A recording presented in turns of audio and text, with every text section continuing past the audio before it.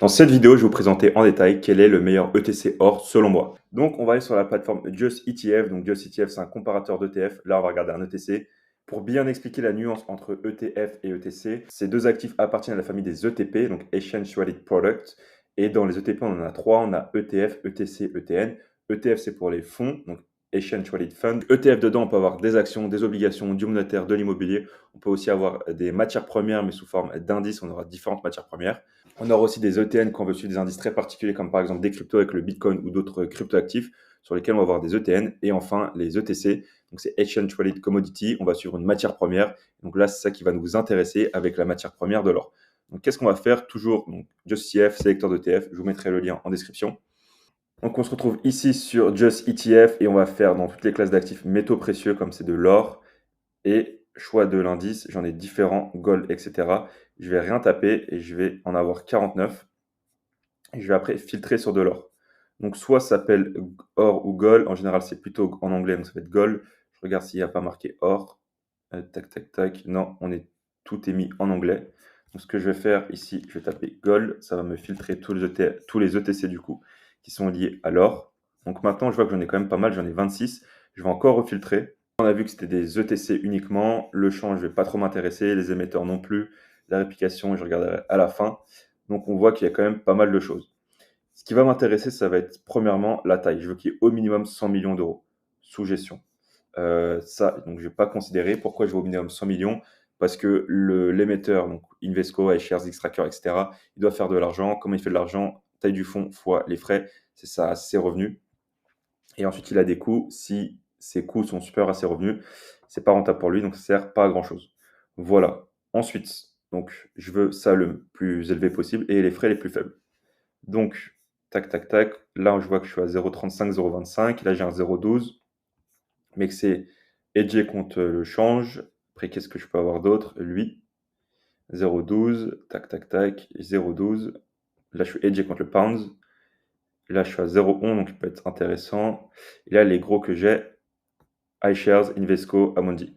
Donc là, les trois gros que j'ai, ils sont physiquement garantis. Donc le fonds a l'un dedans des matières premières en sous-jacent.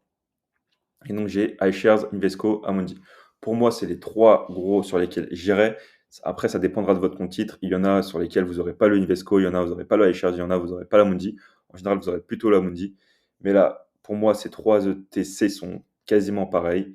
Si vous avez une préférence au niveau d'Amundi qu'un acteur, qu'un acteur français, du coup, vous pourrez aller sur Amundi, mais iShares, c'est BlackRock, Invesco, c'est Invesco.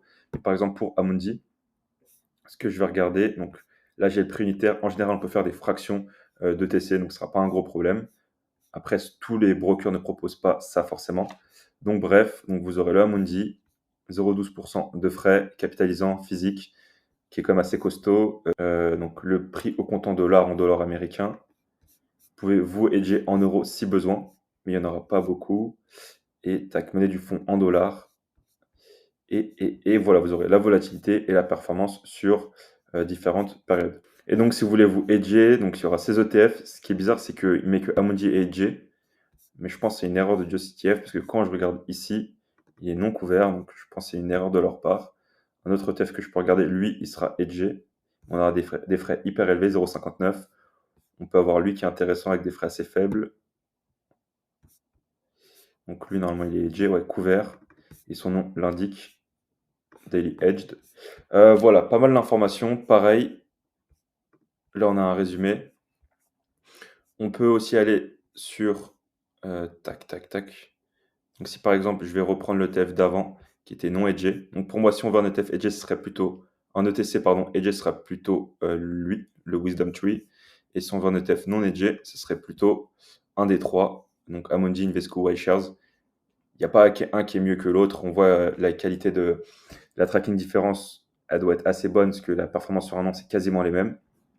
Donc, par exemple, je vais prendre lui. Donc, ensuite, pour avoir plus d'informations, ce que je peux faire, c'est que je prends le code IN ici et je vais aller sur Extra ETF pour aller chercher des informations supplémentaires. Donc, maintenant que je suis sur Extra ETF, je vais coller mon ETC. Tac, j'y accède. Voilà, donc c'est physique, capitalisant, mes frais, taille du fonds, tracking différence, j'ai 0,24. Je peux aussi comparer ETC entre ETC pour voir quel ETC a la meilleure tracking différence. Je vois mes performances, mes indicateurs de risque. Et voilà, Donc tracking différence avec le plan payant, on la voit un peu plus en détail. Mais en vrai, j'ai tout ici, plus tout ici. Donc voilà, je vous ai expliqué en détail pour moi c'est quoi le meilleur ETC sur l'or. Ce qui est surtout important, je pense, c'est pas que je vous dise c'est lui, c'est plutôt que vous ayez le raisonnement et que vous compreniez les différentes variables qui m'ont amené dans cette vidéo à lui. Après, comme vous le savez, cette vidéo, c'est pas un conseil en investissement. Faites vos propres recherches et ce que j'ai mis là, c'est pas forcément adapté à monsieur, madame, tout le monde. Est-ce que le raisonnement que je vous ai expliqué en vidéo, il est adapté à vous? Oui ou non? Cet ETC peut être adapté à vous, mais dans d'autres cas, il peut ne pas être adapté. Donc voilà, et si maintenant vous souhaitez aller plus loin, nous, on accompagne les particuliers pour qu'ils puissent investir leur épargne. Vous pouvez regarder cette vidéo et vous dire, OK, je comprends parfaitement et je peux me lancer avec cet ETC ou un autre. Mais si par exemple, vous avez plusieurs centaines d'euros par mois que vous voulez investir ou plusieurs milliers d'euros par mois que vous voulez investir, ou même vous avez reçu un héritage, un gros bonus, une prime, et que vous êtes totalement bloqué à l'idée d'investir, nous, on accompagne les particuliers à investir leur épargne sur différentes classes d'actifs en étant diversifiés. Donc, si ça vous intéresse, nous, on a un accompagnement. Je vous invite à prendre un appel sur le premier lien dans la description avec l'un de nos conseillers pédagogiques qui vous expliquera en détail ce qu'on fait, qui on accompagne. Et on va regarder en détail aussi, est-ce qu'on peut vous accompagner? Si oui, on vous présente en détail ce qu'on fait. Si on ne peut pas vous accompagner, on vous orientera vers d'autres solutions. On vous dira ce qui, selon nous, est le plus adapté à vous.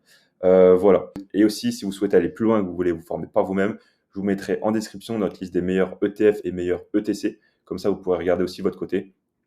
Voilà, j'espère que cette vidéo vous a plu. Je suis allé à l'essentiel sur les ETC, comme c'est pas le plus compliqué.